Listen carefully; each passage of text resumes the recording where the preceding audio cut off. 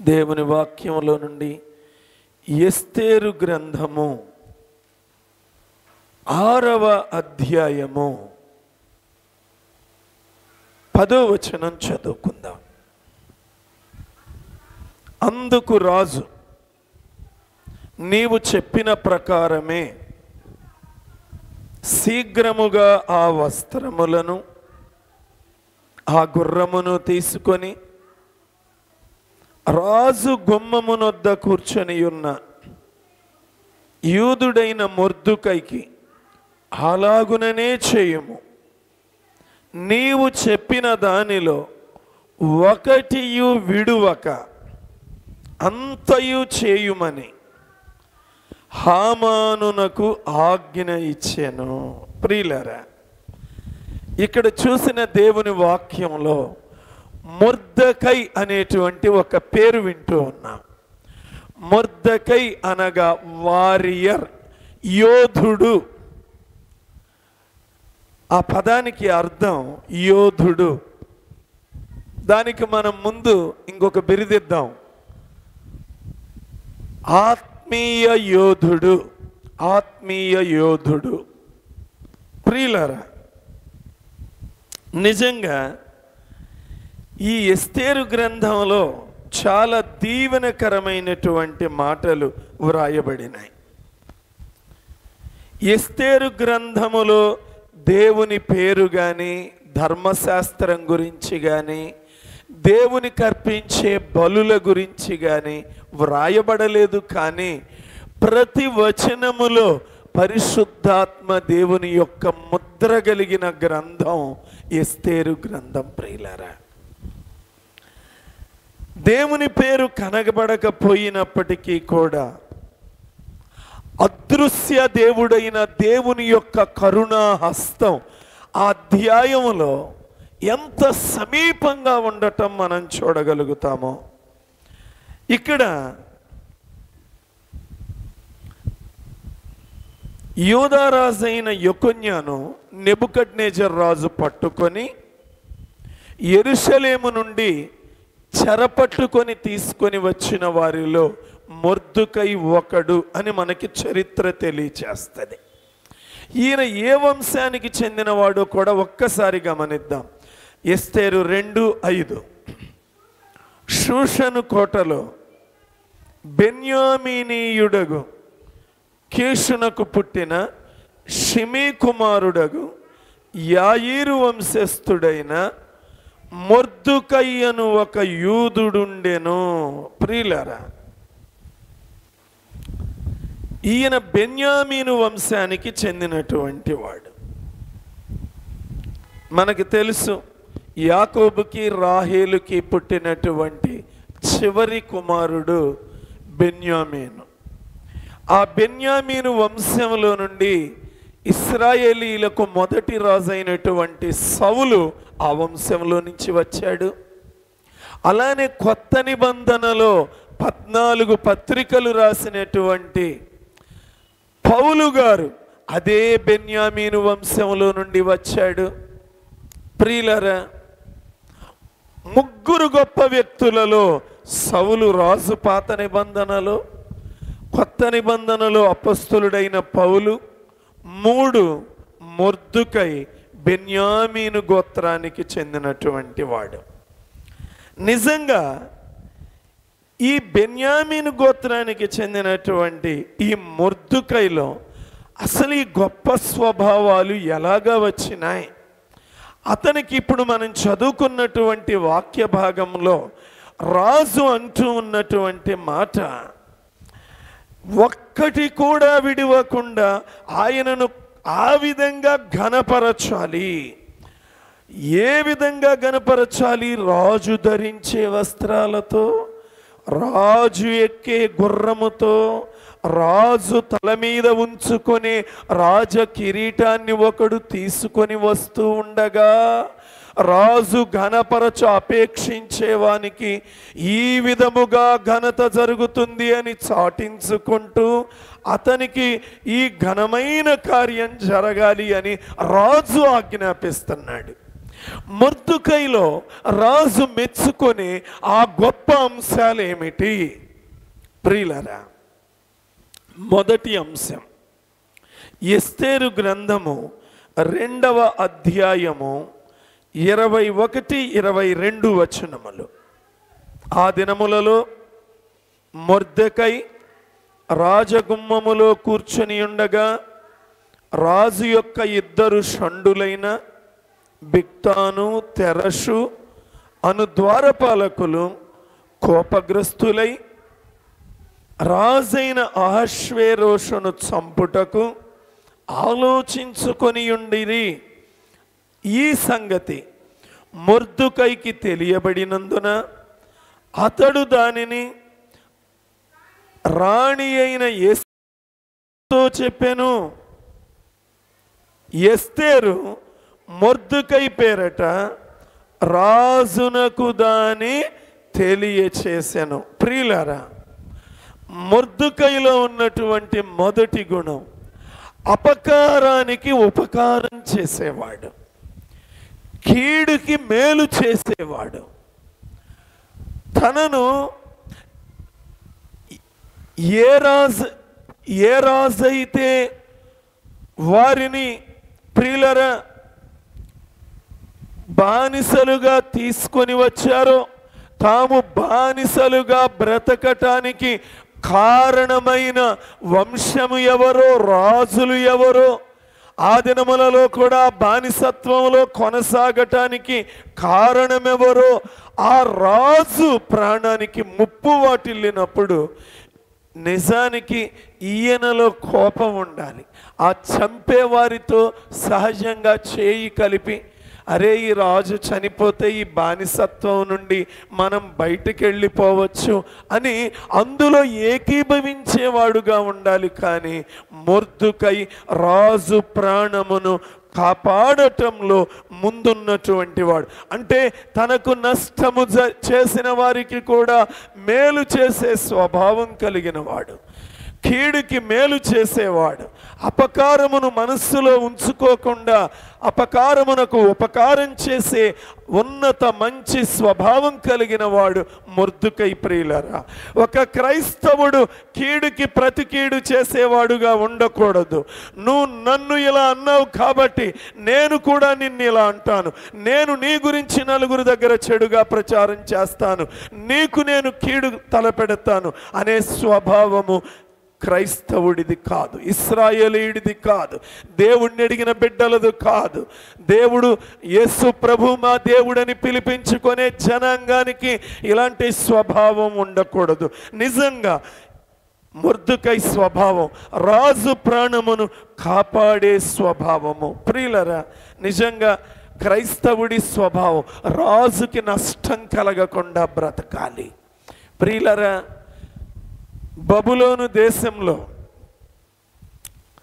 మనకి తెలుసు, దానియేలు అనేటువంటి ఒక ఆయన ఉన్నతమైన పదవిలోనికి హెచ్చింపబడ్డాడు. తన రాజ్యములో 120 మంది అధిపతులలో 3 ప్రధానులుగా నియమించారు. ఆ 3లో దానియేలు ముఖ్యుడు. దానియేలు మనస్సేంటో చూడండి, 6వ అధ్యాయము 2వ వచనము. ముఖ్యుడు, ఓ రాజునకు నష్టము కలగకూడదు, అది దానియేలు యొక్క హృదయం. దానియేలు రాజునకు నష్టము కలగకుండా జాగ్రత్తగా తన లెక్కలన్నీ చూసుకునేవాడు. సంఘమా, నీ రాజుకి నష్టం కలగకుండా బ్రతుకుతున్నావా? నీ రాజుకి అవమానం తేకుండా బ్రతుకుతున్నావా? నీ రాజు సమాధానమునకు రాజు, నీ రాజు పరిశుద్ధతకు రాజు, నీ రాజు ప్రేమకు రాజు. సమాధానంగా ఆ రాజుకి గౌరవము వన్నె తెస్తున్నావా? ఆ రాజ్యములో బ్రతుకుతున్న నీవు, ఆ దేవుని పాళెములో బ్రతుకుతున్న నీవు రాజుకి నష్టము కలగకుండా నీ లెక్క జాగ్రత్తగా చూసుకుంటున్నావా? నీ జీవిత దినములలో ఎన్ని దినములు ఇప్పటికే నీ రాజుకి నష్టం చేశావు?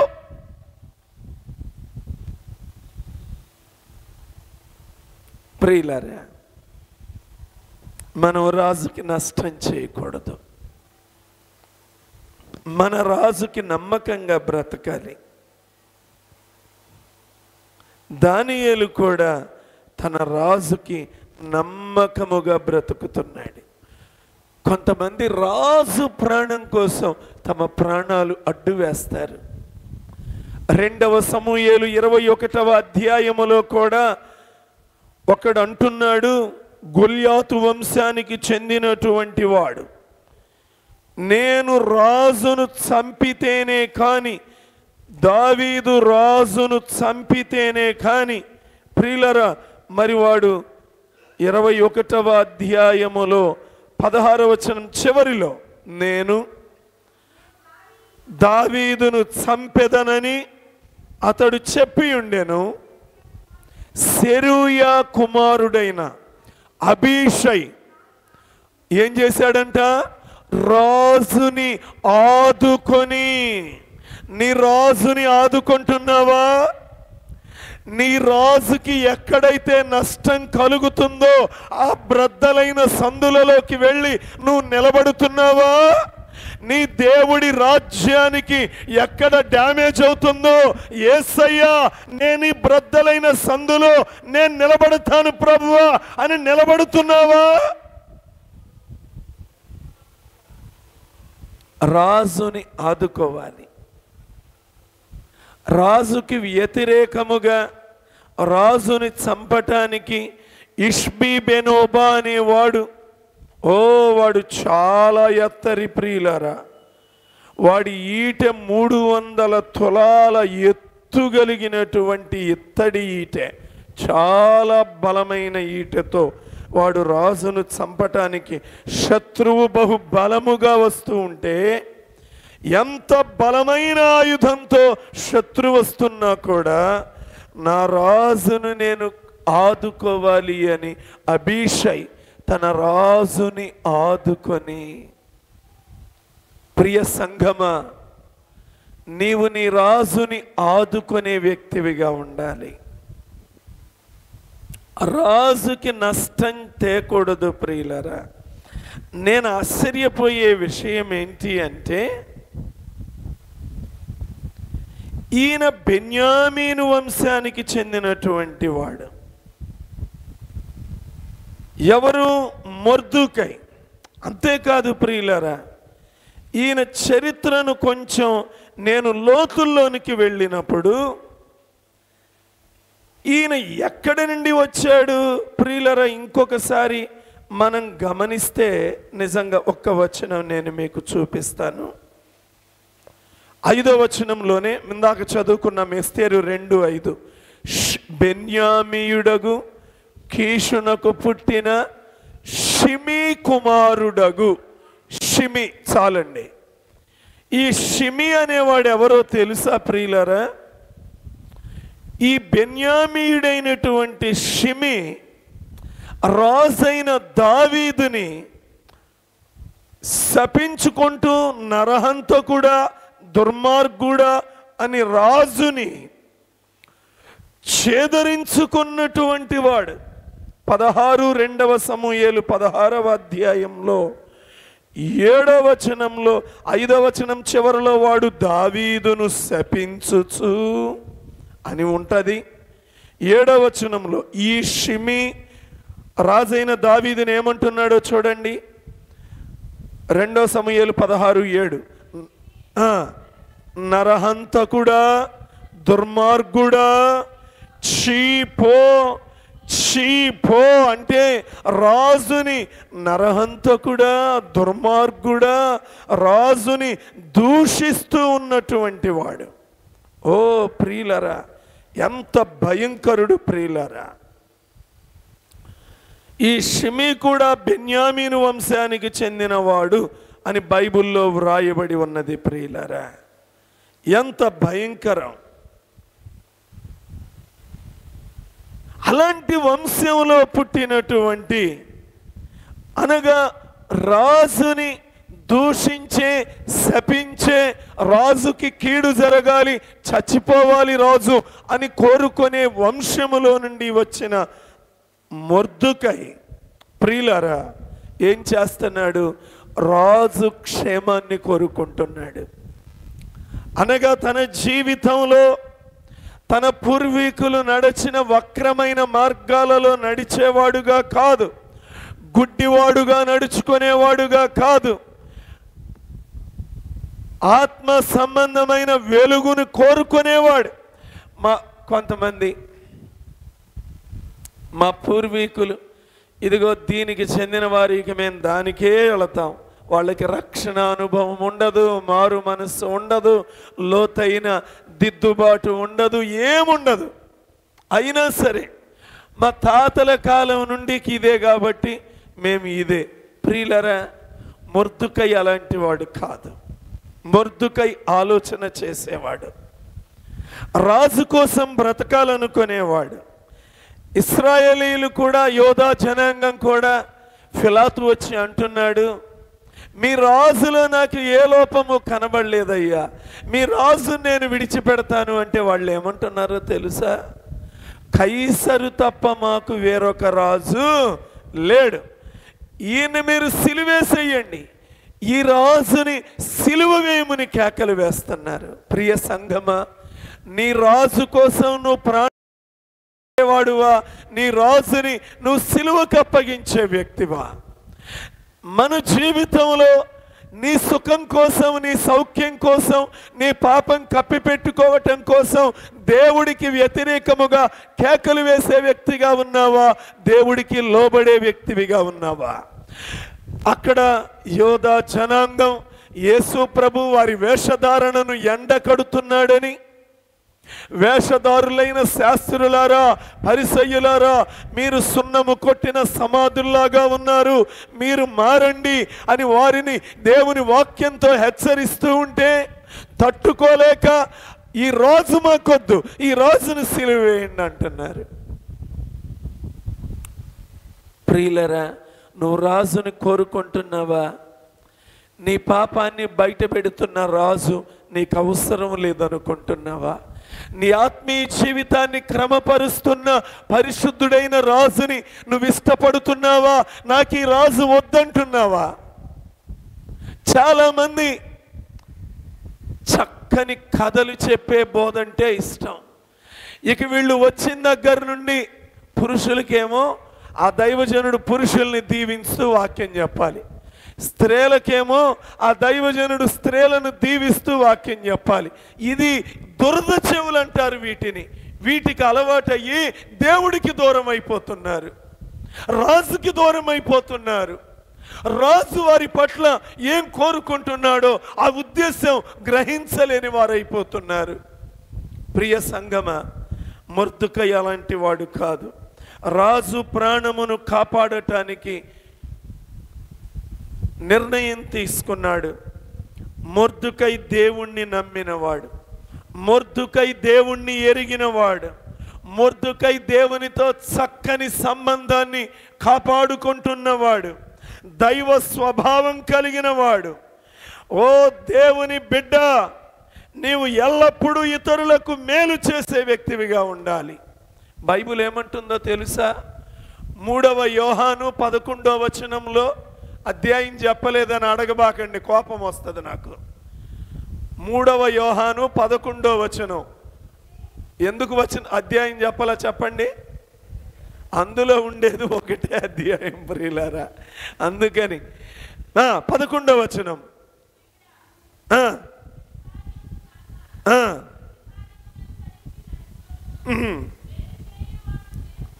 మేలు చేయువాడు దేవుని సంబంధి.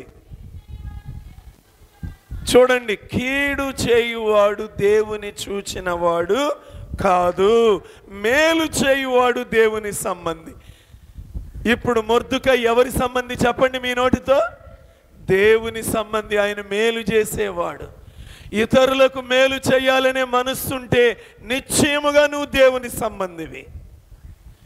కీడు చేసేవాడు దేవుణ్ణి చూడలేదు, దేవుడు నాతో మాట్లాడాడంటే నమ్మద్దు. కీడు చేసే వ్యక్తితో దేవుడు మాట్లాడాడు.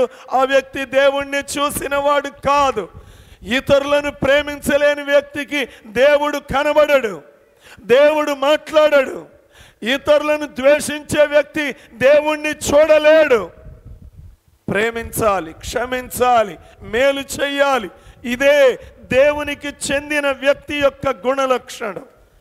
ప్రియులరా, అందుకే మనం మేలు చేసుకుంటూ వెళ్ళిపోవాలి.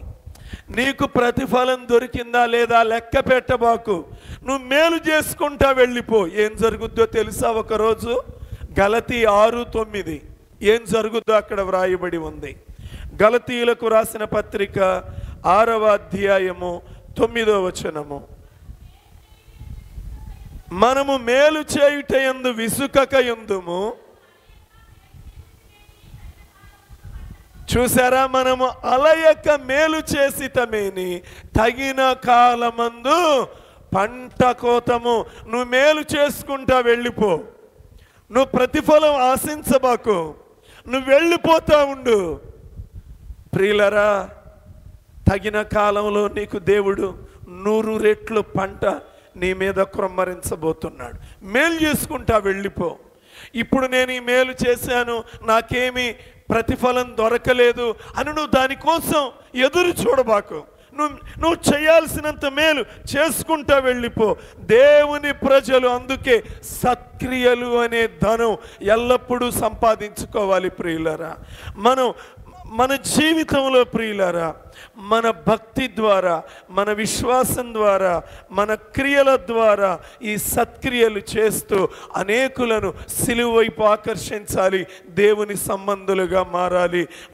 మొర్దుకై దేవుని సంబంధి, మేలు చేసేవాడు, రాజు అంటే ఇష్టం కలిగిన వాడు, రాజు కోసం ప్రాణం పెట్టడానికి సిద్ధపడిన వాడు, కీడు చేసిన వారికి మేలు చేసేవాడు, మేలుకి తగిన ప్రతిఫలం ఆశించకుండా ముందుకు సాగిపోయేవాడు. ఈ గుణాలు మొర్దుకైలో ఉన్నాయి. రెండవ గుణం, మొర్దుకై ఎస్తేరు గ్రంథం 3వ అధ్యాయము మనం గమనించినప్పుడు ఇక్కడ మొర్దుకై చేయనిది 5వ వచనము. మొర్దుకై వంగకయు, హామాను కంట మొర్దుకై వంగలేదంట, నమస్కరింపలేదంట. హామాను చూచినప్పుడు చాలండి. ఇక్కడ మనం చూసినప్పుడు హామానుకి మోకాళ్ళు వంచలేదు. ఎవరు? ఇది మొర్దుకైలో ఉన్న రెండవ గొప్ప లక్షణం. హామానుకు మోకాళ్ళు వంచలేదు. ప్రియులరా, మోకాళ్ళు వంచటము అంటే అర్థం ఏంటంటే సాగిలపడి నమస్కారం చేయటం. ప్రియులరా, సాగిలపడి నమస్కారం చేయటము అంటే పూజ చేసిన దానితో సమానం. ప్రియులారా, ఆ వ్యక్తికి పూజ చేసిన దాంతో సమానం. అందుకే పేతురు గారి ముందు ఆయన కాళ్ళ మీద పడి నమస్కారం పెడుతుంటే ఏమన్నాడు? అయ్యా, నేను కూడా నరుడనేనయ్యా. ప్రియులారా, ఈ ప్రజలకి ఏం చెప్పాలో తెలియదు. కొన్ని స్థలాల్లోనికి వెళ్ళినప్పుడు ప్రార్థన చేయమని అడుగుతారు. ప్రార్థన చేస్తూ ఉంటే, మనం వాళ్ళ కోసం ప్రార్థన చేస్తూ ఉంటే కాళ్ళనే తాకుతూ ఉంటారు, కాళ్ళను అద్దుకుంటూ ఉంటారు. అబ్బా, నాకు ఆ టైంలో ఎంత అసౌకర్యం ఫీల్ అవుతానో, ఎంత అసౌకర్యమో, ఎంత నొచ్చుకుంటానో. అరే, ఏంటి అసలు వీళ్ళు బైబిల్ ఏమన్నా తెలుసా అసలు వీళ్ళకి? కాళ్ళకు మొక్కటం ఏంటి? దేవుడికి ఒక్కడికే మనం మొక్కాల్సింది. ఏ దైవజనుడికి మొక్కకూడదు. దైవజనుడు కాళ్ళు ప్రేమించు, అభిమానించు, గౌరవించు, పూజ చేయబాకు. ఇక దైవజనుడిని పూజ చేయటం ఏంది ప్రియులరా? దైవజనుడినే పూజ చేయకూడదు. అట్లాంటిది మొర్దుకై హామానికి పూజ చేయొచ్చా? ఎందుకు చేయకూడదు? అసలు ఇక్కడ మొదటిది దేవుడికే చేయాలి. రెండవది అసలు ఇతను ఎవరో చూడండి ప్రియులారా. 10వ వచనము 3:10. రాజు తన చేతి ఉంగరము తీసి దానిని హమ్మోదాత కుమారుడైన అగాగీయుడగు హామాను ఎవరంట? అగాగీయుడంట. ఎవరు మళ్ళీ చెప్పండి అందరూ. అగాగీయుడు అంటే అగాగు అనే వంశానికి చెందినవాడు. అగగు అనే వంశానికి. అగగు ఎవరు చెప్పండి నాకు. అగగు ఎవరో చెప్పండి బైబిల్ చదివేవాళ్ళు. Very good. ఎవరు బ్రదర్ చెప్పారు. చాలా వందనాలు బ్రదర్. ఎవరు? అమాలేకీలకు చెందిన రాజు అగగు. ఆ అగగుని సౌలు రాజు చంపకపోతే సమూయేలు పట్టుకుని నరికి పారేశాడు. 1 సమూయేలు 15వ అధ్యాయం బైబిల్లో ఉంటుందిలేండి. అది ఆ విషయాలు బైబిల్లో ఉంటాయి. అవి మీకు తెలియదులేండి, బైబిల్లో ఉంటాయి. అగగు అంటే ఎవరంటే అమాలేకీయుల రాజు. అమాలేకీయులు ఎవరు? అయ్యా రాత్రి మేము వాక్యం వినలేదులే అయ్యా. ఉపవాస ప్రార్థనకి మేము రావలసినంత అవసరం లేదు. మాకు ఉపవాస ప్రార్థనకి రావలసినంత అవసరత లేదు మాకు.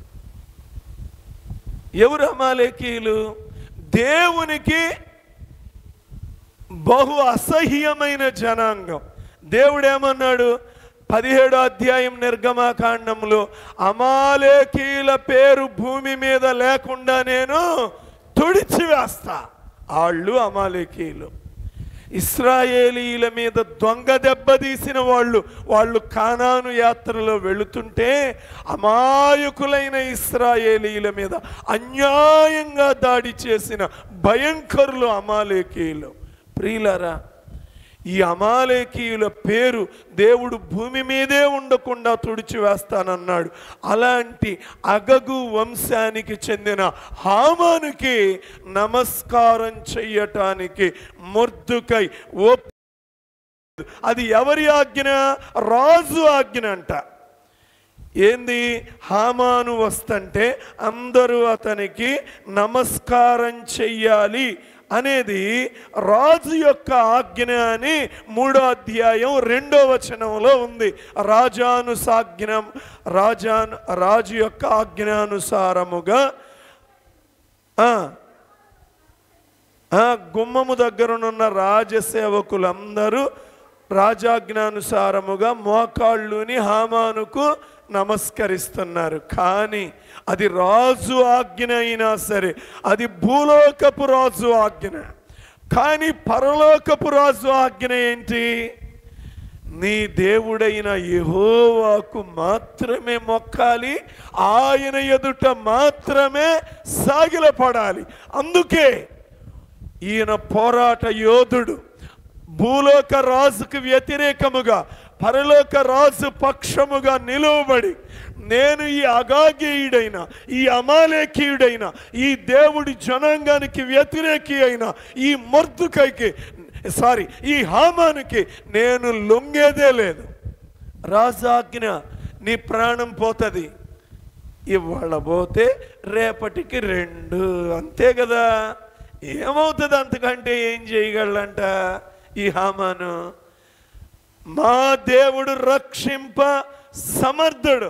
ఒకవేళ ఆయన రక్షింపకపోయినా మేము మాత్రం నీ విగ్రహానికి నమస్కారము చేసేది లేదు. ఓ రాజా నెబుకద్నెజరు, నువ్వేదో అనుకుంటున్నావు. నీ విగ్రహానికి మేము నమస్కారం చేసేది లేదు అనగా ప్రాణానికి తెగించేటువంటి గుణం కలిగిన వాడు, దేవుని కోసం ప్రాణానికి తెగించే గుణం కలిగిన వాడు మొర్దుకై. అది మొర్దుకై గుణం. మనం దేనికోసం తెగిస్తాం? మన కుటుంబం కోసం ఏదన్నా తెగించటానికి ప్రయత్నం చేస్తాం, కానీ దేవుని కోసం తెగించగలవా? అకుల ప్రిస్కిల్లా దేనికోసం తెగించారంట? దేనికోసం? పౌలు యొక్క ప్రాణము కోసం తమ ప్రాణము ఇవ్వటానికి తెగించారు. దేవుడి కోసం తెగించటం, దేవుని సేవకుల కోసం ప్రాణం తెగించటం, అది ఆత్మీయుల లక్షణం. ప్రియులరా, ఇక్కడ గమనించండి, ఏమాత్రము కూడా మొర్దెకై హామానుకు మోకాళ్ళు ఉండటం అనేది లేకుండా పోయింది. రాజు ఆజ్ఞను కూడా ధిక్కరిస్తూ ఉన్నారు. అంటే వీరిలో ఏముంది? దేవుని పట్ల భక్తి భావం, దేవుని పట్ల ఆరాధన, దేవుడిని కలిగి ఉన్నామనే ధైర్యం. షడ్రక్ మెషక్ అబేద్నెగోలు కావచ్చు, మొర్దెకై కావచ్చు, వీరిలో కలిగి ఉన్న లక్షణాలు మనం కలిగి ఉండాలి. ఈ భక్తి, ఈ ఆరాధన, ఈ విశ్వాసము, ఈ దేవునిని కలిగిన ధైర్యము, దేవుడు కాపాడగలడనే నిశ్చయత, దేవుని కోసం ప్రాణమును తెగించి నిలబడే త్యాగపూరితమైన జీవితము, రాజీ లేని పోరాటము, విశ్వాసము కలిగిన పోరాటము, సాతానికి తల వంచేదే లేదు. దేవునికి విరోధముగా నేను పాపము చెయ్యలేను, దేవునికి విరోధముగా నేను పాపము చెయ్యలేను. నేను యూదుడను కదా, నేను ఆ పని ఎలా చేస్తాను అన్నాడా? ఆ 3వ అధ్యాయం 4వ వచనం చివరి లైన్, నేను యూదుడను గనుక నేను ఆ పని చెయ్యలేను, నేను క్రైస్తవుడిని, నేను ఆ తప్పు చెయ్యను, నేను దేనికి మొక్కను. ప్రియులరా, నువ్విచ్చేటువంటి వాటి కోసం నేను మొక్కేదే లేదు. ఈ వ్యర్థమైన వాటి కోసం, ఈ లోక సంబంధమైన వాటి కోసం దేనికి మొక్కుతున్నారు ఈ దినాలలో ప్రజలు? ప్రియులరా, లోక సంబంధమైన ఆశీర్వాదాల కోసం సాగిల పడేవారుగా ఉంటున్నారు. ధనం ముందు సాగిల పడుతున్నారు ఈ దినాలలో. ధనాన్ని ప్రేమించినట్లు దేవుణ్ణి ప్రేమించటంలా, రక్త శరీర సంబంధుల్ని ప్రేమించినట్లుగా ఆత్మ సంబంధులని ప్రేమించలేకపోతున్నారు. కారణం ఏంటి అంటే, ప్రియులరా, వీళ్ళ పూజ లోకానికి సాతానికి అయిపోయింది. దేవుని పట్ల పూజ లేనివారు. ఈరోజు మనం సరిదిద్దబడాలి. నువ్వొక మొర్దెకైలా మారాలి. నీ భక్తి జీవితంలో రాజీ లేని పోరాటం చేసే వ్యక్తిగా నువ్వు మారాలి. నువ్వు తల వంచకూడదు. నేను క్రైస్తవుడిని, నేను యూదుడను గనుక ఆ పని చేయలేను అని మొర్దెకై ఎలా అన్నాడు? నువ్వు క్రైస్తవుడివి, నువ్వు క్రైస్తవురాలివి, నువ్వు చెప్పాలి. ఏం చెప్పాలి? మీరు చేసే వాటన్నిటిలో ఏకీభవించటానికి నేను నామకార్థ క్రైస్తవుణ్ణి, క్రైస్తవురాలిని కాదు, నేను యేసు రక్తములో కడగబడిన క్రైస్తవుడిని. నువ్వు చేసే దిక్కుమాలిన ఆచారాలు నేను వచ్చి ఏకీభవించలేను. నువ్వు చేసేటువంటి ప్రతి పాపములో నేను పాలిపంపులు పంచుకోలేను. నేను క్రైస్తవుడిని కదా, నేను యేసు ప్రభు రక్తంలో కడగబడిన వాడిని కదా, కాబట్టి నువ్వు చేసే వాటిల్లో నేనెలా ఏకీభవించగలను? మాట్లాడుతున్నావా? ప్రియులరా, చూడండి, మనం నిలబడేవారుగా ఉండాలి, ఎక్కడా రాజీ పడకూడదు. ప్రియులరా, ఏం చేస్తుంది? ఎవరు? అహాబు భార్య యెజబెలు బయలుదేవతలకు మొక్కే వారికి భోజనాలు పెడుతుందంట. దేవుడికి, నిజ దేవుడికి మొక్కే వారిని చంపిస్తూ ఉంది. అందరూ మొక్కేస్తున్నారు బయలుదేవతలకి. ఇశ్రాయేలు జనాంగము 2 తలంపుల మధ్యలోనికి వెళ్ళిపోయింది. అలాంటి సమయంలో దేవుడికి మాత్రమే మొక్కేవారు ఏలియా మరియు 7,000 మంది మాత్రమే మిగిలారు. మిగిలిన దేశమంతా కూడా బయలుకు మొక్కేసింది. కేవలము ఏలియా ఆయనతో పాటు ఒక్క 7,000 మంది మాత్రమే ఆ దేశమంతటిలో బయలుకు మొక్కని వారు ఉన్నారు. ప్రియులరా, ఈరోజు దేవుడు సర్వే చేస్తే మన మందిరములో నేను లోకానికి మొక్కను, బంధువులకు మొక్కను, రక్త సంబంధికులకు మొక్కను, ఇదిగో ఈ లోక ధనానికి మొక్కను, ఈ లోక పేరు ప్రఖ్యాతులకు మొక్కను, ఈ లోక సంబంధమైన దేనికి నేను మొక్కను అని దేవుడు గనక సర్వే చేస్తే ఇక్కడున్న వాళ్ళల్లో ఎంతమందిని నిలబడతాం, ఎంతమందిని తేలిపోతాం ప్రియులారా? దేవుడు ఇక్కడ మనం గమనించినప్పుడు మొర్దుకై హామానుకు మొక్కలేదు. రాజు ఆజ్ఞ ఉన్నా కూడా సైతాను కూడా యేసు ప్రభు వారిని ఆ శిఖరం మీదకి తీసుకెళ్ళి నాకు మొక్కు, ఈ లోక రాజ్యములు ఈ మహిమంతా నీకు ఇస్తాను అన్నాడు. దేవుడు ఏం సమాధానం చెప్పాడు?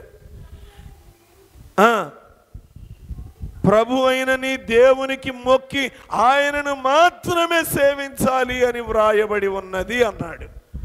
ప్రభు అయిన నీ దేవుడికి మొక్కి ఆయనను మాత్రమే సేవించాలి, ఇంకా ఎవరిని సేవించటానికి లేనే లేదు. సైతానుడు బలవంతం చేస్తాడు. ప్రియులరా, ఇప్పుడు నిలబడితేనే శ్రమల దినాలలో కూడా ఎవరు నిలబడగలుగుతారో తెలుసా? ప్రియులరా, ఎప్పుడైనా సరే కొన్ని కష్టాలు వచ్చినప్పుడు ఎవరు నిలబడగలుగుతారో తెలుసా? 13 ప్రకటన గ్రంథం 8వ వచనం చూడండి. ప్రకటన గ్రంథం 13వ అధ్యాయము 8వ వచనం. భూనివాసులందరూ అనగా జగదుత్పత్తి మొదలుకొని వధింపబడిన గొర్రెపిల్ల యొక్క జీవ గ్రంథమందు ఎవరి పేరు వ్రాయబడలేదో వారు ఆ మృగానికి ఎవరు నమస్కారం చేస్తారంట? జీవ గ్రంథములో పేరు లేనివారు. ప్రియులరా, జీవ గ్రంథంలో పేరుంటే గనక మృగానికి నమస్కారం చెయ్యరు. నీ ప్రాణం పోయే పరిస్థితి వచ్చినా సరే ప్రియులరా, హామాను కావచ్చు, మొర్దుకై దగ్గర ఎదురుగా ఉన్న హామాను కావచ్చు, షడ్రక్ మేషక్ అబేద్నెగోల ఎదురుగా నిలవబడినటువంటి నెబుకద్నెజర్ కావచ్చు, ఏలియా మరియు 7,000 మంది బయలుదేవతలకు ముందు తల వంచకుండా నిలబడ్డారు, వారి ముందు ఎదురుగా నిలబడిన యెజబెలు కావచ్చు, యేసుక్రీస్తు ప్రభు వారికి ఎదురుగా నిలబడిన సైతానుకి సాదృశ్యంగా ఉన్నారు. వీళ్ళందరూ సైతానుకి సాదృశ్యం. ప్రియులరా, సైతానుడు ఆరంభం నుండి తనకు మొక్కాలి, తనకు సాగిలపడాలి అని మనుష్యుల మీద ఎప్పుడు ఒత్తిడి చేస్తానే ఉన్నాడు. ఈ దినాలలో సెల్ ఫోన్ రూపంలో ఒత్తిడి చేస్తున్నాడు. నాకు సాగిలపడు, ప్రార్థన చేయకపోయినా పర్వాలా నాకు సాగిలపడు, వాక్యం చదవకపోయినా పర్వాలా నాకు సాగిలపడు. సాగిలపడుతున్నారా లేదా? సెల్ ఫోన్ చూసే టైం ఉంది కానీ బైబిల్ చదివే టైం ఉందా? నువ్వు దేనికి సాగిల పడుతున్నావు?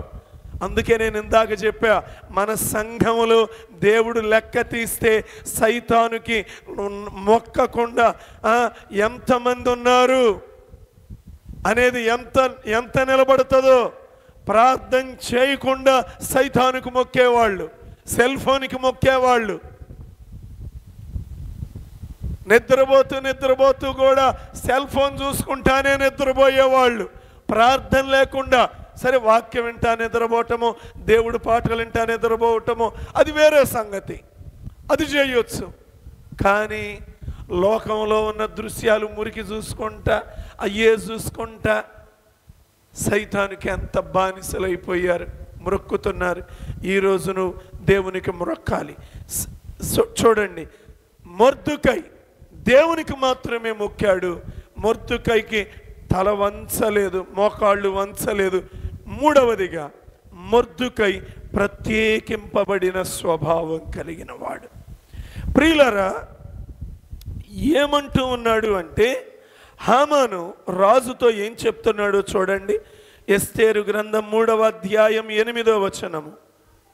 అంతటా హామాను అహష్వేరోషుతో చెప్పినదేమనగా, మీ రాజ్య సంస్థాపనములన్నిటి యందుండు జనులలో ఒక జాతి వారు చెదిరి ఉన్నారు, వారి విధులు సకల జనుల విధులకు వేరుగా ఉన్నవి. వారు రాజు యొక్క ఆజ్ఞలను గైకొను వారు కారు. కాబట్టి వారిని ఉండనిచ్చుట రాజునకు ప్రయోజనకరము కాదు. వాళ్ళని లేపేస్తానంటున్నాడు. ఇక్కడ ఏమంటున్నాడంటే, ఒక జాతి వాళ్ళు ఉన్నారయ్యా అంటే, ఈ హామాను చూడండి ఎంత ప్రమాదకరుడో. ఈయనకి తేడా ఎవరితో? మొర్దుకై నమస్కారం చేయలే. వాడు ఏం చేశాడో తెలుసా?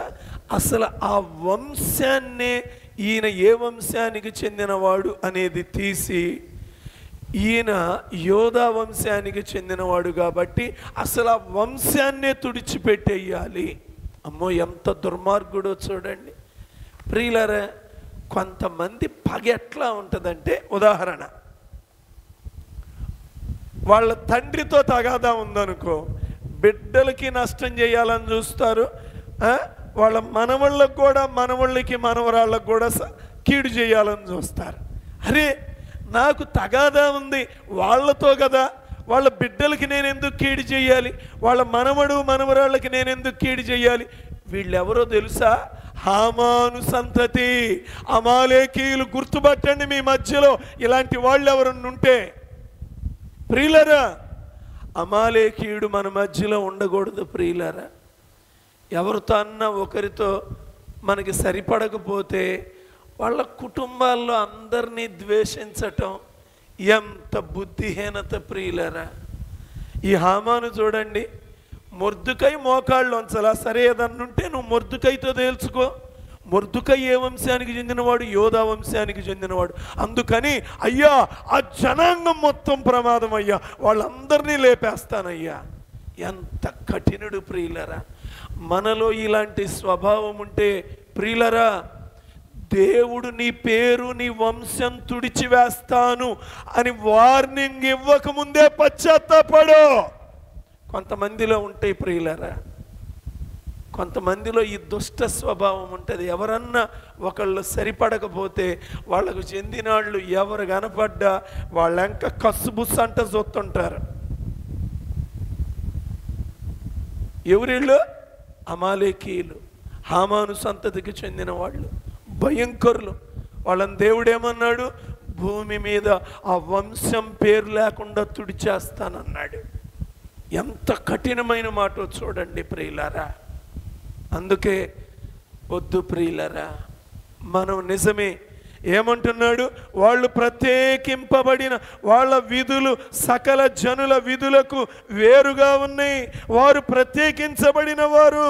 నిజమే ప్రియులారా, మన పద్ధతులు వేరు, మన తిండి వేరు, మన భాష వేరు, మన మాట వేరు, మన స్వభావం వేరు, మన ఆచార వ్యవహారాలు వేరు, మన కట్టుబాట్లు వేరు. నిజమే ప్రియులారా, నిజమే. మనం వేరుగానే ఉండాలి. విశ్వాసికి అవిశ్వాసితో, క్రీస్తుకు బెలియాలుతో 6:14 ఉంది కదా 2 కొరింథీలో. మనం ప్రత్యేకింపబడిన వారం. వాళ్ళతో మనకు సంబంధం లేదు, వాళ్ళతో మనకి సంబంధం లేదు, ఈ లోకంతో మనకి సంబంధం లేదు. మనం ప్రత్యేకంగా ఉండాలి, మనం ఒంటిగా ఉండాలి, మనం వేరుగా ఉండాలి. ఏయ్ బెలాము, నీకు కావాల్సినంత డబ్బిస్తా, అదుగో ఆ ఇశ్రాయేలీల్ని శపించేయి అబ్బాయి, తప్పకుండా మంచి బలిపీఠం కట్టు. బలిపీఠం కట్టారు. బలిపీఠం దగ్గరికి వెళ్ళాడు, శపిద్దామని నోరు తెరిచాడు. ఏమని వస్తుందో తెలుసా? ఏమని శపింపగలను? దేవుడు శపింపలేదే. ఆ జనము ఒంటిగా ఉంటారు. ఆ వచనం ఒక్కసారి చూడండి, 23 సంఖ్యాకాండం. ఈ సంఖ్యాకాండం 23, 8, 9 వచనాలు ఒక్కసారి చూడండి. ఏమని శపింపగలను? దేవుడు శపింపలేదే. ఏమని భయపెట్టగలను? దేవుడు భయపెట్టలేదే.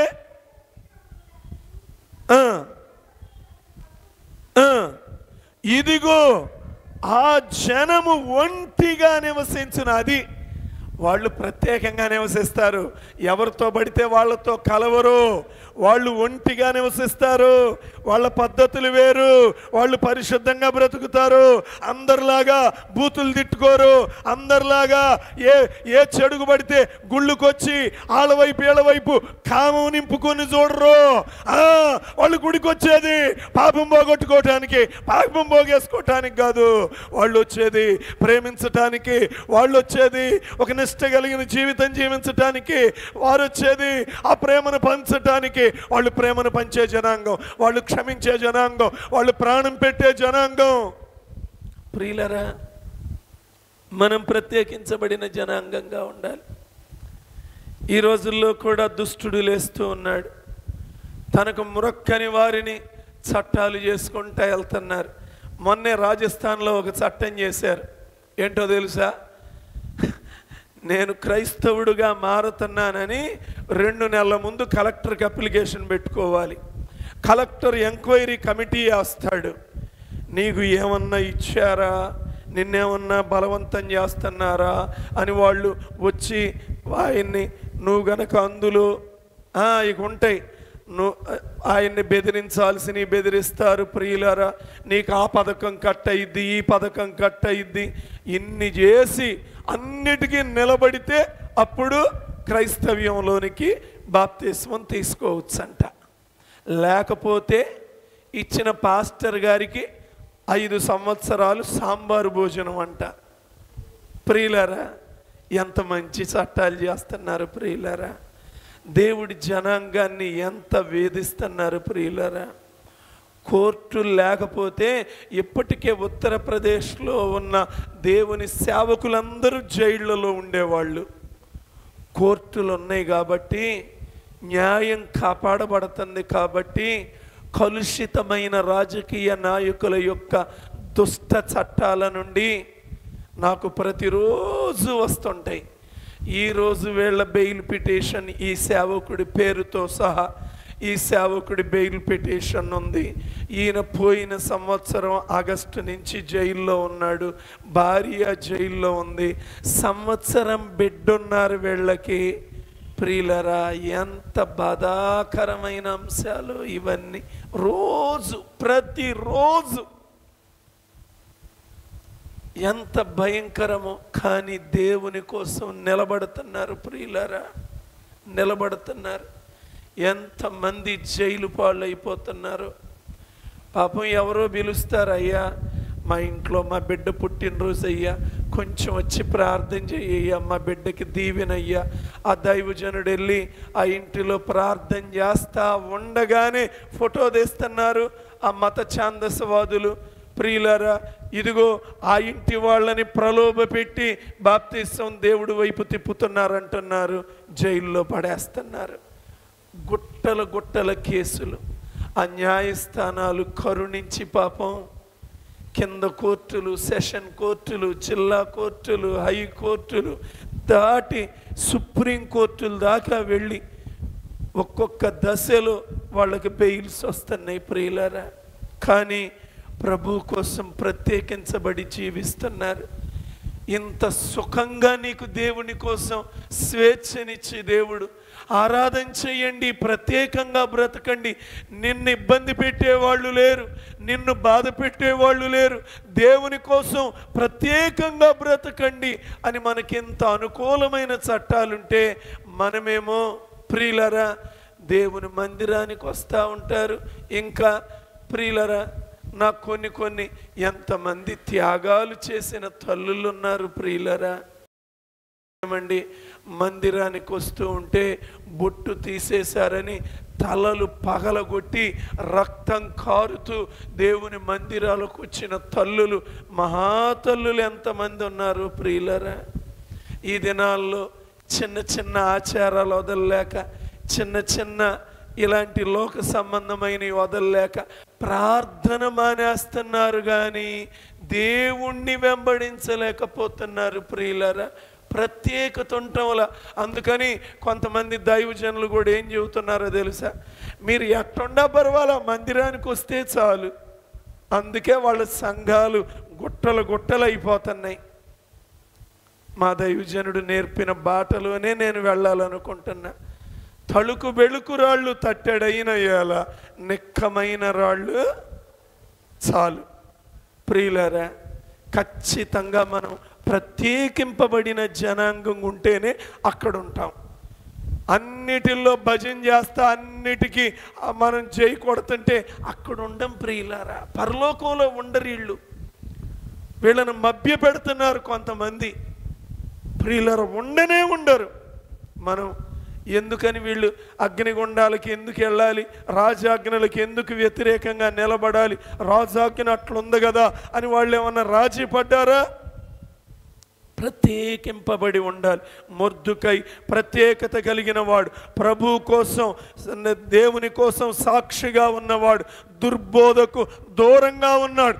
ఎంతోమంది చెప్పుంటారు, రాజాజ్ఞ అట్లుంది కదా పర్వాలేదు, నువ్వు రాజాజ్ఞకు లోబడాలి కదా అని ఎంతోమంది చెప్పుంటారు. కానీ దుర్బోధలకు లొంగని వాడు. 4వ గుణలక్షణం, మొర్దుకై తన ప్రజల కోసం అంగలార్చిన వాడు. ప్రియులారా, ఎస్తేరు గ్రంథము 3వ అధ్యాయంలో కుట్ర జరిగింది అని ప్రియులారా ఆ విషయం తెలియగానే ప్రియులారా ఏం చేయటం మొదలుపెట్టాడు? కుట్ర జరిగింది, అందరిని నిర్మూలన చేసే చట్టం చేయబడింది అని తెలియగానే 4వ అధ్యాయములో ప్రియులారా ఏం చేస్తున్నాడు? మొర్దుకై తెలియగానే మొర్దుకై తన బట్టలు చింపుకొని గోనె బట్టలు వేసుకొని బూడిద పోసుకొని పట్టణము మధ్యకు బయలు వెళ్ళి మహాశోకముతో రోదనము చేసి రాజు గుమ్మము ఎదుటికి వచ్చాను. చూసారా?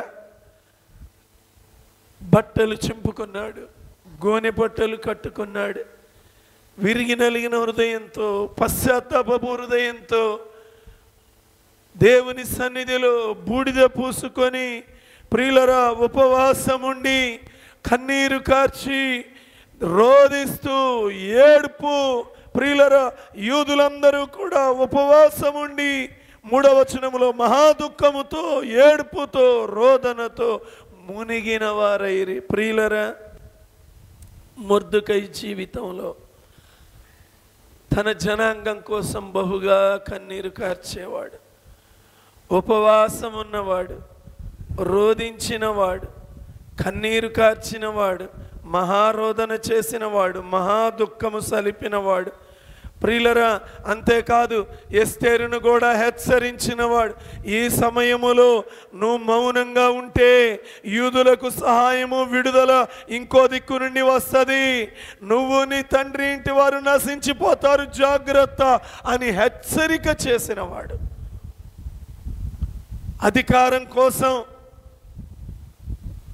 నువ్వు జాగ్రత్త రాజీ పడుతున్నావేమో, వెంటనే ఎస్తేరు కూడా ప్రియులరా కన్నీరు కార్చి ప్రార్థన చేయటం మొదలుపెట్టింది. ప్రియులరా, నీ జనాంగం కోసం పోరాడే వ్యక్తిగా ఉన్నావా? నీ ఇంటి వారి రక్షణ కోసం మహారోదన, మహాశోకము, మహా అంగలార్పు నీ ఇంటిలో ఉందా? నీ జీవితంలో ఉందా? Fashion prayers. ఏం ప్రేయర్స్? Fashion prayers.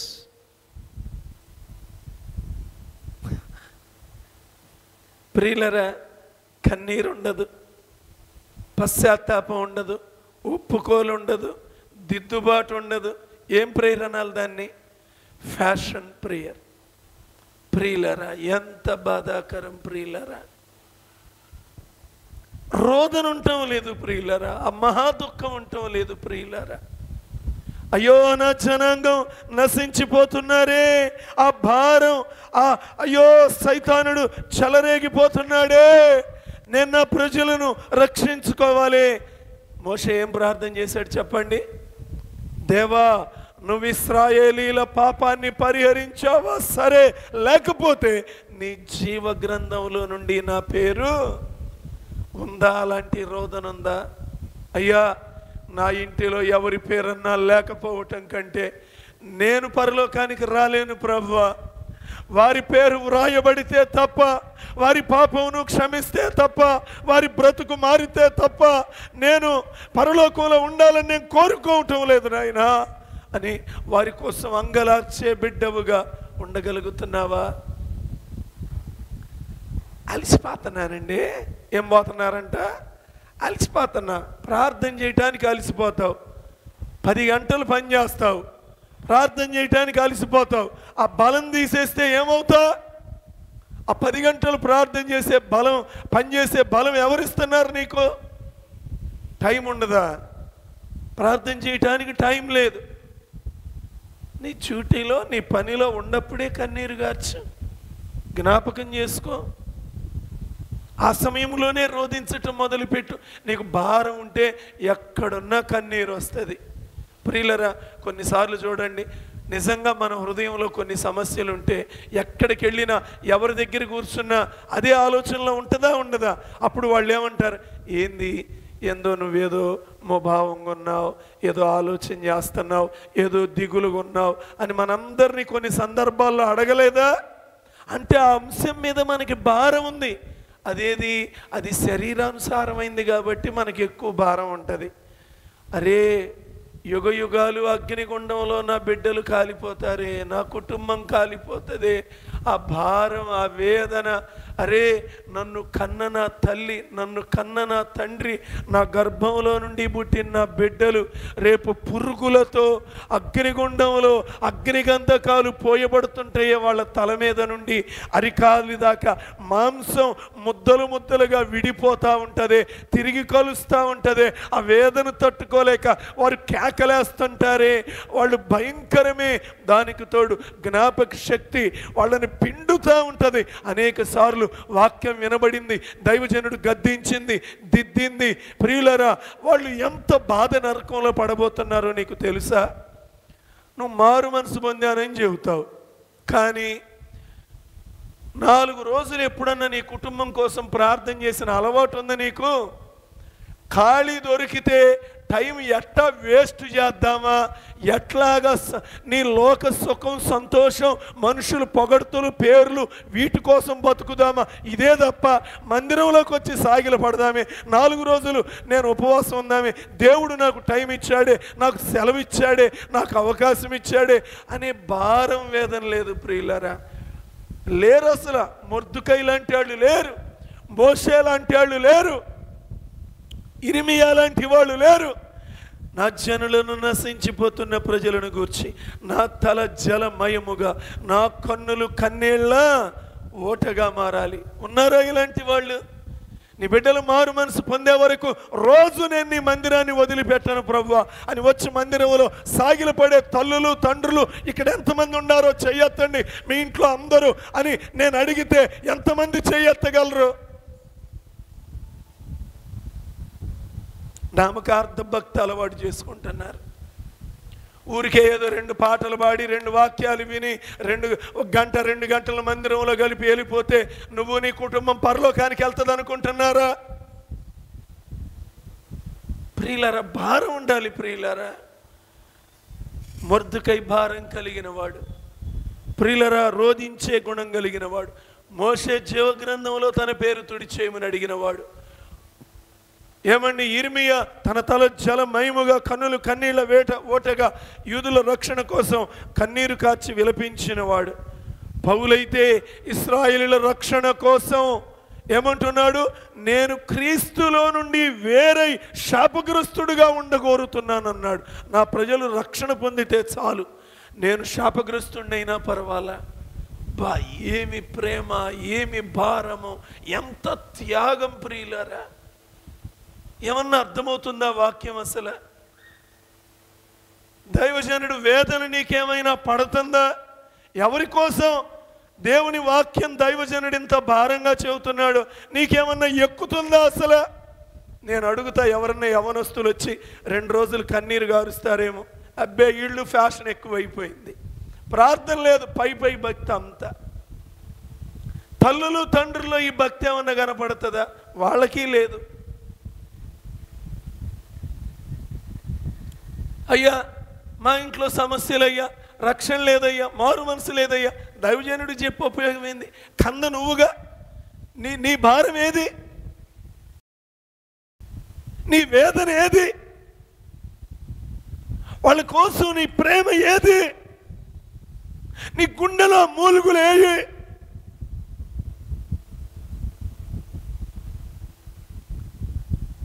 ప్రియులారా, మొర్దుకై ప్రసవ వేదన పడుతున్నాడు. మొర్దుకై తన జనాంగం యొక్క రక్షణ కోసం విలపిస్తున్నాడు, అంగలారుస్తున్నాడు. అందుకని ప్రియులారా, ఈ నమ్మకస్తుడు అని రాజు ప్రాణము కాపాడిన వాడు, హామానుకు మోకాళ్ళలోనని వాడు, వాక్యమునకు లోబడిన వాడు, దేవుణ్ణి ఘనపరిచిన వాడు, దేవుణ్ణి మహిమపరిచిన వాడు. ప్రియులరా, మనుష్యుడు ఏం విత్తుతాడో ఆ పంటనే కోస్తాడు. ప్రియులరా, మొర్దుకై మేలుల్ని విత్తాడు. ఒకరోజు రాత్రి రాజుకు నిద్ర పట్టలేదు. 6వ అధ్యాయం 1వ వచనంలో అప్పుడు జరిగింది ఏంటంటే, ఆయన్ని చంపటానికి ఇద్దరు కుట్ర చేశారని, ఆ కుట్రను మొర్దుకై బయట పెట్టాడని ఆ విషయం తెలియగానే ప్రియులరా, వెంటనే రాజు మనస్సులో నేను ఈ మొర్దుకైని గణపరచాలి. ప్రియులరా, హామానుని పిలిచి రాజు గణపరచ అపేక్షించే వ్యక్తికి ఏం చేయాలంటే, ఆ హామాను అనుకున్నాడు, రాజుగారు నన్ను గణపరచగా ఎవరిని గణపరుస్తాడు ఇంకా అనుకొని, రాజు గణపరిచే వ్యక్తిని రాజవస్త్రాలు ధరింప చేయాలి, రాజు గుర్రం మీద ఎక్కాలి, రాజు కిరీటాన్ని ఒకడు చేతిలో పట్టుకొని రాజు గణపరచ అపేక్షించు వానికి ఇలాగా జరగాలని ఏం చేయాలంట, వీధులలో ఊరేగిస్తూ ప్రకటన చేస్తూ తీసుకొని వెళ్ళాలి అన్నప్పుడు ప్రియులరా, ఇవన్నీ ఎవరికి చేయమన్నాడు ప్రియులరా? ఇవన్నీ ఒక్కటి కూడా తప్పకుండా మొర్దుకైకి చెయ్యి. ప్రియులరా, నేను చెప్పే ఒక సిన్సియర్ మాట ఏంటో చెప్పనా? నువ్వు దేవుడి కోసం ఈ భూలోకంలో భూలోక రాజు కోసం చేసిందే ఆ రాజు మరిచిపోకుండా ఒకరోజు జ్ఞాపకం చేసుకున్నాడంటే, నువ్వు దేవుడు కోసం చేసింది ఎప్పుడైనా దేవుడు మరిచిపోతాడా? దేవుడు అసలు అన్యాయము చేయుట అసంభవము కదా, కృతజ్ఞతకు నిలయము కదా, మారు పేరు కదా. నువ్వు కన్నీరు కార్చిన, నువ్వు ఉపవాసం ఉండి ప్రార్థన చేసిన, నువ్వు దేవుడి సన్నిధిలో కనిపెట్టిన, ప్రియులరా, అంతెందుకు ఉగ్గిన్నెడు చన్నీళ్ళు ఇచ్చిన ప్రియులరా, ఆ ఫలము పోగొట్టుకోరు. అన్ని గ్రంథంలో రాయబడతాయి. భూలోకములో ఉన్న రాజే ప్రియులరా ఇంతగా ఏమంటున్నాడు? అక్కడితో అయిపోలా. 8వ అధ్యాయము 15వ వచనంలో కూడా ఎస్తేరు గ్రంథంలో, అప్పుడు మొర్దెకై ఓదావర్ణమును తెలుపు వర్ణమును గల రాజవస్త్రమును బంగారపు పెద్ద కిరీటమును అవిసెనారతో చేయబడిన ధూమ్రవర్ణము గల వస్త్రములను ధరించుకొనిన వాడై ప్రధానమంత్రిగా రాజసముఖములో నుండి బయలుదేరాడు. ప్రియులారా, అందునిమిత్తము శూషణ పట్టణము ఆనందించి సంతోషముందెను, మరియు యూదులకు ఆయన జనాంగానికి క్షేమము, ఆనందము, సంతుష్టి, ఘనతయు కలిగెను. ప్రియులరా, ఒక రాజు, భూలోక సంబంధమైన రాజే ఇంత ఘనతనిస్తే, ఇన్ని వర్ణాలు కలిగిన రాజవస్త్రాలు ధరింపచేసి, అలాంటి బంగారపు పెద్ద కిరీటాలు పెట్టి, ధూమ్రవర్ణము గల వస్త్రాలు ధరింపచేసి అంతగా మొర్దుకైని గణపరిస్తే, ప్రియులరా, నీ రాజు మామూలు రాజా? ఆయన దగ్గర ఇక్కడ చెప్పబడిన వాటికంటే ఎంత ఘనమైన ఉన్నాయి. నీ కళ్ళతో ఎన్నడూ చూడని మహిమ కలిగినటువంటి కిరీటాలు ఆయన దగ్గర ఉన్నాయి. వాడబారని కిరీటాలు ఉన్నాయి, శ్రేష్టమైన వస్త్రాలున్నాయి, మహిమ వస్త్రాలున్నాయి. అసలు నిన్నొక్కసారి అందులో నువ్వు చూసుకుంటే మురిసిపోతావు. తగ దేవుని దూత కంటే దేదీప్యమానమైన వెలుగు నీలో నుండి ప్రకాశిస్తా విరాజిల్లుతూ ఉంటుంది. నీకు అలంకరింపచేసే కిరీటాలు ఎంత ఉన్నతంగా ఉండబోతున్నాయో తెలుసా ప్రియులారా? చూడండి ప్రియులారా, మొర్దుకై తన రాజుకి ఇష్టంగా దేవుని భయభక్తులు కలిగి నడుచుకుంటే అనేకులకు ఇష్టడుగా మారిపోయాడు అని 10వ అధ్యాయం 3వ వచనంలో కూడా తన దేశస్థులలో చాలా మందికి చివర్లై ఇష్టడుగా ఉండేను. ఎంతమందికి ఇష్టడుగా మారాడు. ఆ దేశంలో ప్రధానమంత్రిగా హెచ్చింపబడ్డాడు. ప్రియులారా, చూడండి, తమ రాజులకు నమ్మకంగా ఉన్నవారు. యోసేపు తన రాజుకి నమ్మకంగా ఉన్నాడు, ఐగుప్తు దేశంలో ప్రధానమంత్రిగా హెచ్చింపబడ్డాడు. దానియేలు తన రాజుకు నష్టం కలగకుండా చూసుకున్నాడు. 80 ఏళ్ళు ప్రియులరా, 80 కాదు, ఆయన 17 సంవత్సరాల వయసులో రాజ్యంలోనికి, ఆ దేశంలోనికి వెళ్ళాడు. మరి కొద్ది కాలంలోనే ఆయన ప్రధానమంత్రిగా ఎంపిక చేయబడ్డాడు. చనిపోయే వరకు ఇక ఆయన ప్రధానమంత్రి. ఆ రాజవస్త్రాలే, ఆ ఉన్నతమైనటువంటి స్థలమే కారణం. వారు దేవుడి యందు భయభక్తులు కలిగి నడుచుకున్నారు, దేవుడు ముందు సాగిలపడ్డారు, దేవుని కోసం ప్రత్యేకంగా జీవించారు, దేవుని మనస్సు కలిగి బ్రతికారు. సిలువ వేసిన వారిని సైతము క్షమించి తన రక్తంతో కడిగి, మీకు అనేక సార్లు చెప్పాను, యేసయ్య ప్రక్కలో బళ్ళెముతో పొడిసినటువంటి లాంగిమస్ అనే సైనికుడు కూడా ఆ కంటి జబ్బుతో బాధపడేవాడు. ప్రియులరా, ఎప్పుడైతే యేసయ్యను ఆ ప్రక్కలో పొడిచాడో వెంటనే రక్తము నీరు అతని కళ్ళ మీద పడి కంటి జబ్బు పోయి పొడిచిన వారిని కూడా మేలు చేసిన దేవుడు. ప్రియులరా, అందుకే ఆయనకు సర్వాధికారము ఇవ్వబడి ఉన్నది. తండ్రి అయిన దేవుడు ఆయనకు సర్వాధికారం ఇచ్చాడు. కీడు చేసిన వారికి కూడా యేసయ్య మేలు చేశాడు. దేవుడి మనస్సును శరీర రూపంలో ఉన్న కాపాడుకున్నాడు. మనం కూడా, ఆయన కూడా రోధించాడు. ఆ ఒలీవ కొండ మీదకి వెళ్ళి రోదనతో కన్నీటితో అందుకే అంగీకరింపబడ్డాడు. మనం కూడా ఈ మొర్దుకై గుణలక్షణాలు, యోసేపు గుణలక్షణాలు, డానియేల్ గుణలక్షణాలు, క్రీస్తు యేసు యొక్క గుణలక్షణాలు కలిగి ఉంటే ఆ రాజు మిక్కిలి హెచ్చింపబోతున్నాడు. అతి త్వరలో వెళ్ళిపోబోతున్నాం. అతి త్వరలో, సమయం లేదు మిత్రమా, సమయం లేదు. అతి త్వరలో వెళ్ళిపోబోతున్నాం. త్వరలో దేవుడు రానయ్య ఉన్నాడు. చివరి దినాలు లెక్క పెట్టుకోండి. ఏ రోజుకు ఆ రోజు, ప్రతి నిమిషం ప్రతి గంట లెక్క పెట్టుకుంటూ ఉండండి. ఆఖరి దినాల్లో ఉన్నాం, వెళ్ళిపోబోతున్నాం. బహుగా హెచ్చింప చేయబోతున్నాడు. హెచ్చింప చేయబడటానికి నీకు ఇష్టమేనా? రాజుల రాజు, ప్రభుల ప్రభు నిన్ను హెచ్చించటానికి సిద్ధపరిచినవన్నీ పరలోకంలో పెట్టుకొని రెడీగా ఉన్నాడు. నువ్వు వెళ్ళగానే ఒక్కొక్కరు వచ్చి నీకు ఆ బహుమానాలు తొడుగుతూ ఉంటే నాకేనా నాకేనా నాకేనా అని ఆశ్చర్యపోయే విధముగా నిన్న ఆయన అలంకరింప చేయబోతున్నాడు. మొర్దుకైకే ఇన్ని దొరికితే, ఈ భూలోకరాజే ఇంత గణపరిస్తే పరలోకరాజు మరెంత గణపరచబోతున్నాడు.